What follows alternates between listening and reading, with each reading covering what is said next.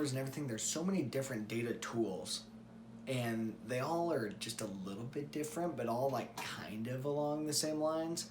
That for me, looking through them and trying to figure out what do we want to use and what do we want to use on our own farm, what do I want to help other farmers to use, it's tough to be able to dig through it all and figure out exactly what's the best tools, what's the most bang for our buck, what's going to give us the most headaches, and what's going to be easiest to integrate in our data from the field, integrate it into the system, and be able to actually use it. And then with that data that we're inputting, who owns it? Who owns that data? What's going to happen with it? Is it going to be used against you in the future, which is a big issue?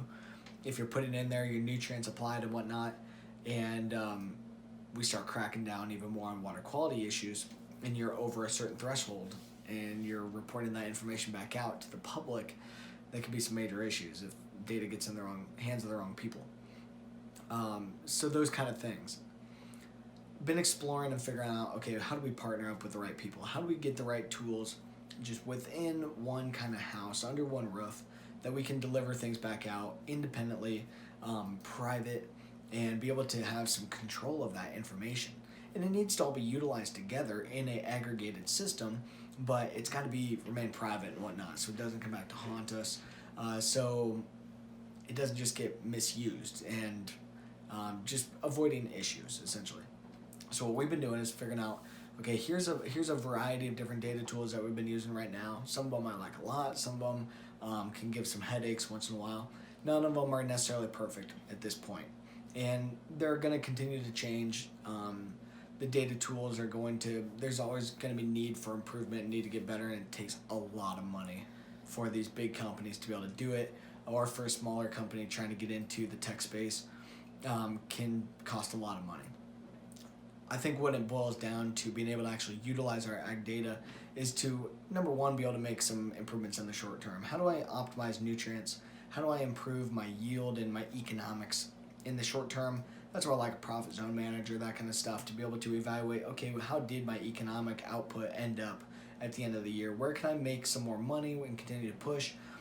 Where am I losing money? And let's do things different so we're not losing more money.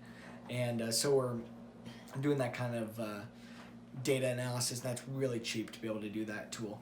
I think the next level of it is to be able to report my parameters, report my management practices, report my soil and my ability to be sustainable, report that into the food markets that are emerging, that Land O'Lakes and General Mills and Soil Health Institute and whatnot are working on, and Walmart is working on, to show sustainable food. That's where I think these ag data tools really finally get to full scale and being able to really work, and not just help us to improve a couple dollars here and there per acre, but to help us to fulfill a sustainable ag market, to drive real economics, to improve quality of food around the world and sustainability of food around the world, driven by better management practices and better products to help us get there. And we're evaluating those products, we're testing management practices out and collecting data behind them. So where that big data tool then can utilize our soil data as a baseline, not just soil types, that it's old and outdated, real soil data, up-to-date information. Then we deploy management practices on that and are actually able to evaluate our ability to be more sustainable, our progress that we're making, not based on a model, not based on a top-down kind of look or an overview, and not based on an equation, but based on actual data to show the consumer, hey, we are improving our impact on the environment, we're improving water quality, and we're producing a better quality product for you that's driven by a balanced nutrition, balanced soil to provide a better quality product for you. Warehousing all of that in consistent, clean, independent data management tools that can connect to a variety of different users.